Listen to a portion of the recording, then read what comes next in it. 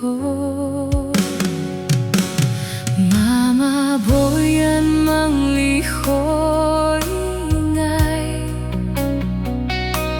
目眭不留chút nước hào không mà khai，妈妈khiến hàng ngày mồ hôi sẽ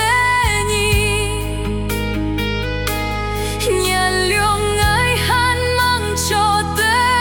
buồn nhì，ngày tết xa chỉ mỗi ly，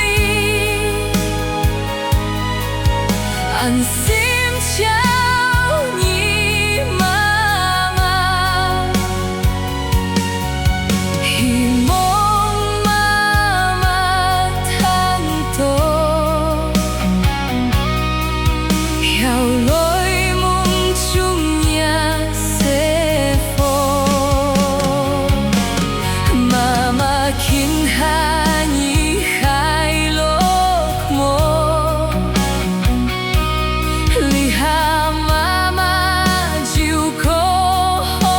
么，只要看妈妈开心起，目眭不留chút chín bụi sim chào nhỉ，妈妈你开眼nhỉ，ngày